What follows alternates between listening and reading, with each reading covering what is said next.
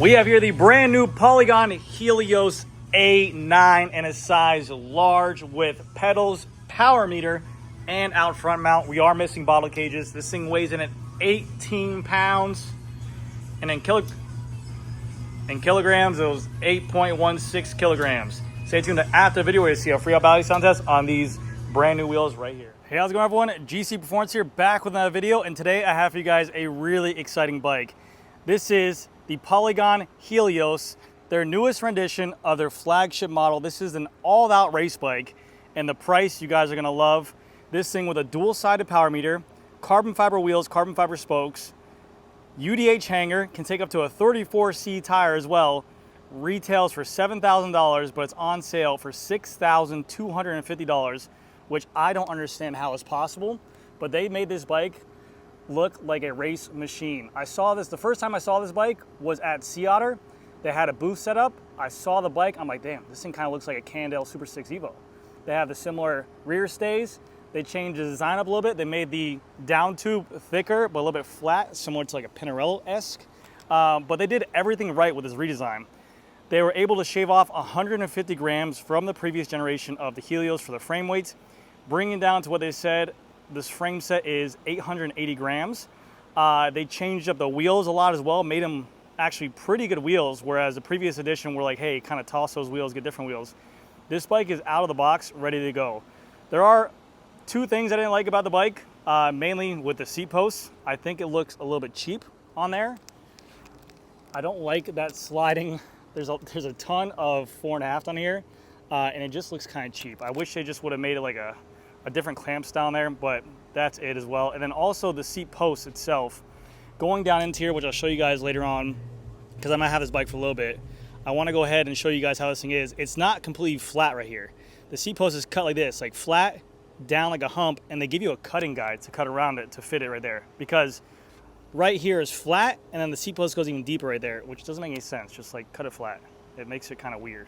But again, $6,250, or if you have your own power meter or you don't want a Dura-Ace power meter, the bike is $5,700 for Dura-Ace. And to put that in perspective, because you guys might say, well, in Europe or wherever it is, Dura-Ace is really cheap, blah, blah, blah. Dura-Ace here in America still, with a power meter, is still like $4,000 plus.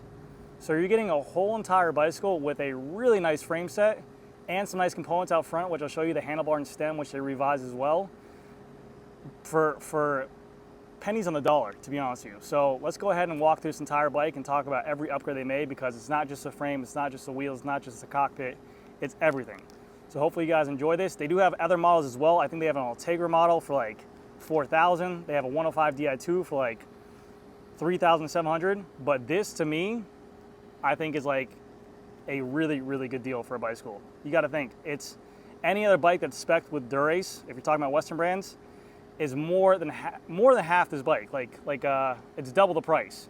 Like this bike still doubled, is still cheaper than an S-Works, a Lab 71, a Madone, a Pinarello, and this bike is a weapon. Now that weight off there is kind of heavy off the rip, but I have a feeling I remove this seat and I remove these tires and tubes, because these are Pirelli tires. They're not bad tires, but they're more of like the endurance tire. It's just a P0 TLR. And they have beautiful tubes in there. If I take off the tires, tubes, saddle, put on what I like, I could probably get this thing a pound off and get it to 17 pounds. Respectable. So that's really, really nice. But let's go ahead and start off with the cockpit on here. The cockpit out here, they changed up. This is their own handlebar and their own stem. In a size large, they're rocking a 120 millimeter stem, which I love because that's the stem size I run.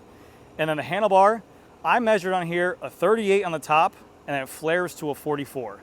They obviously change per side, but both of them are carbon fiber. They say this stem is carbon fiber.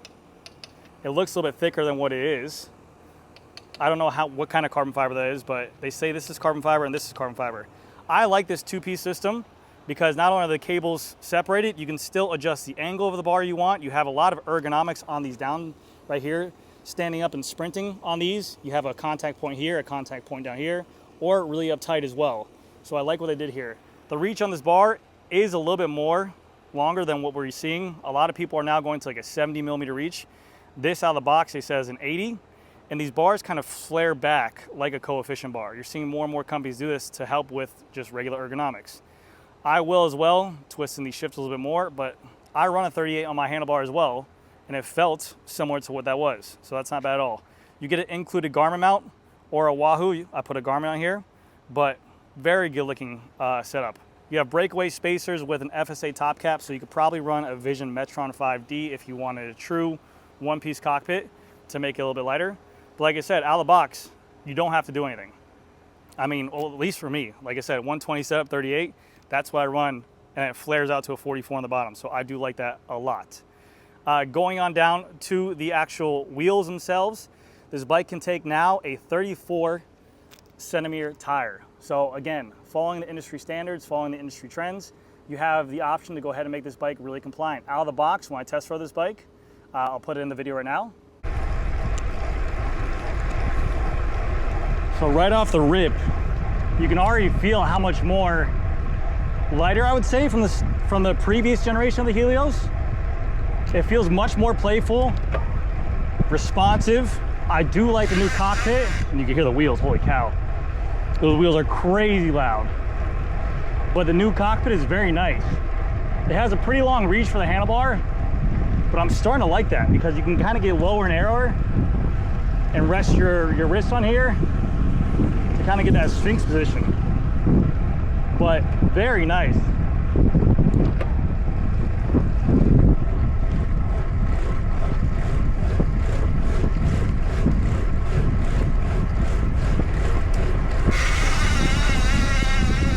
Those wheels are crazy loud. And that's another thing they upgraded.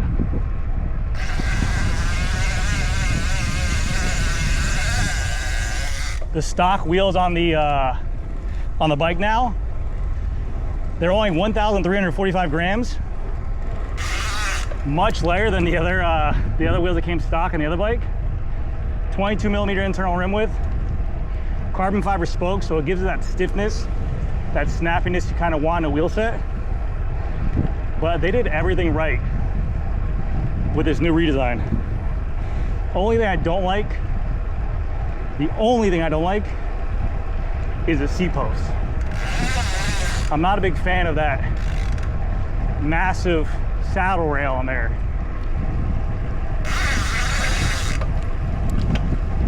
But very, very nice. Super, super responsive.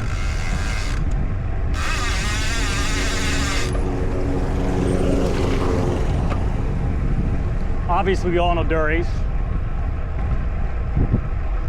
It's a premium group set.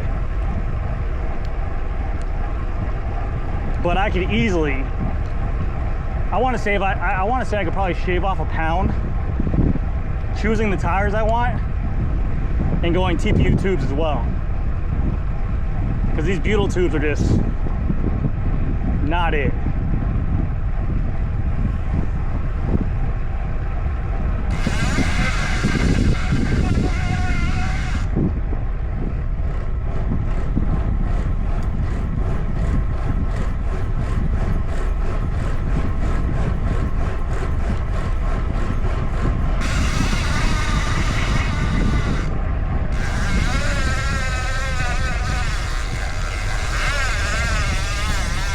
These are 28C tires. It felt very comfortable, and that is pointed to these wheels right here. These are their brand new Link wheels. These are in-house by them.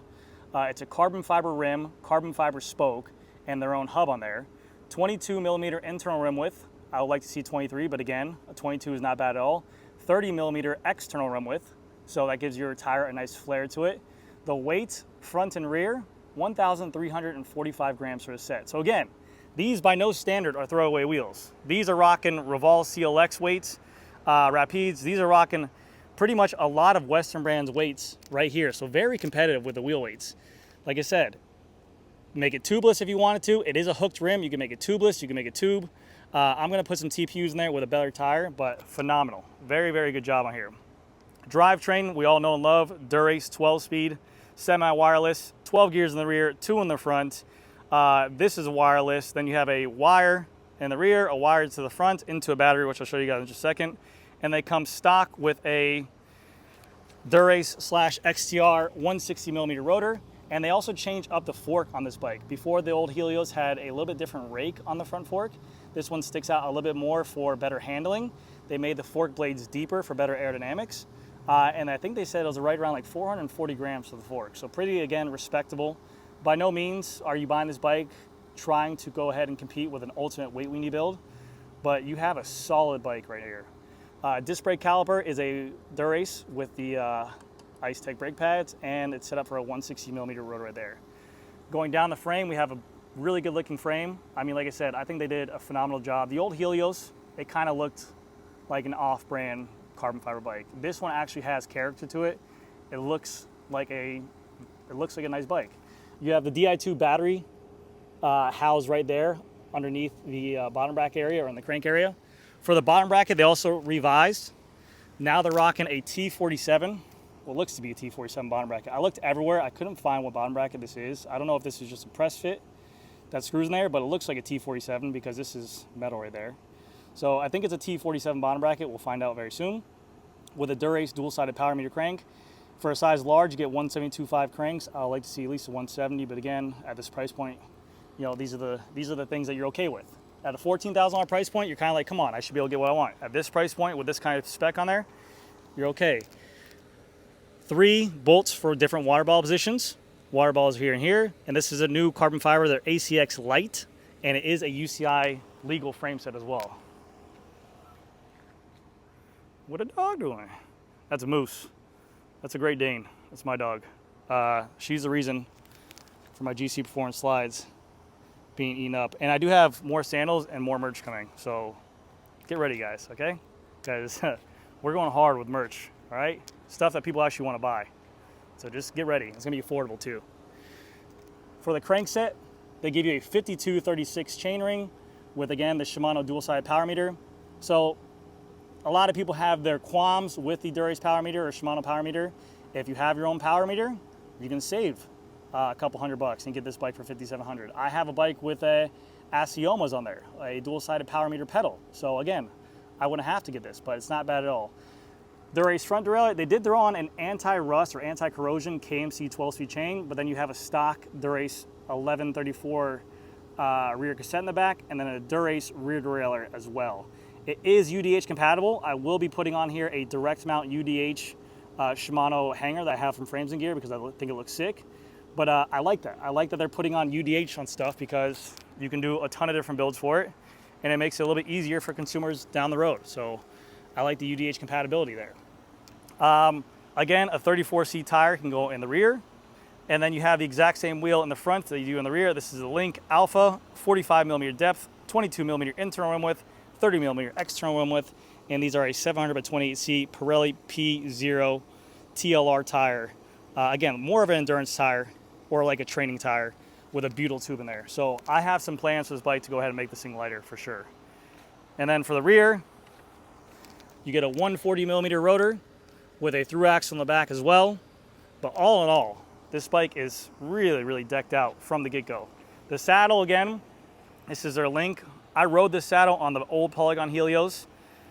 I rode it for 60 miles. I did a couple rides on the bike. I didn't have any issues with it. It is just beefy and it has a lot of padding. I would say swap out the saddle. I got a saddle on mine. I'm putting on my Bjorn saddle, 3D printed with a nice cutout. That's for me. Now the seat post. The seat post really pisses me off because everything about this bike is beautiful except for that seat post. I am not a fan of that seat post. There is a ton of options you can do for setback. I mean, you can slide this thing all the way back, all the way front, really cool. But man, it just looks so bulky for no unnecessary reason. Like just get rid of this fishtail, make this a straight offset or like a -15 and just cut all this off right here. And then the cutting, for the cutting guide, I don't like either. It's not gonna be difficult, I don't think. But again, anyone who buys this bike at home might not wanna go to a bike shop and they might wanna cut the seat post at home because this seat height is a tad too high. So I do have to cut it out of the box. Luckily the battery's in the bottom of the bike frame, so there's no Di2 wires to worry about. But I would like this to be a little bit easier. So, and it feels a little bit heavier. But like I said, this thing right now out of the box is 18 pounds. Tires, tubes, seats. I think I can get like a pound out of there, a pound and a quarter maybe. I know you guys are like, what? A pound and a quarter out of tires, tubes, and seats? That don't make sense. But I'm telling you right now, I know my weights. So anyways, guys, check out this bike. If you guys are in the market for a bike, don't sleep on this Polygon. It's over at Bikes Online. I'll put a link down below. The Polygon Helios A, the newest rendition of their flagship model. This is their race bike. Unlimited capabilities, 34C tire, T47 bottom bracket, UDH, nice carbon fiber bar and carbon fiber stem, a lot of fit adjustments as well. Very, very cool stuff. If you want to run a fully integrated Vision Metron 5D, you can throw it on there. The wheels, like I said, not throwaway wheels. Really, really good looking wheels. So check it out. I'll put a link down below. Wait for this free buy sound test right here. I don't know what ratchet's in here, but this is the loudest wheel I've ever heard in my life. Check this thing out. Ready?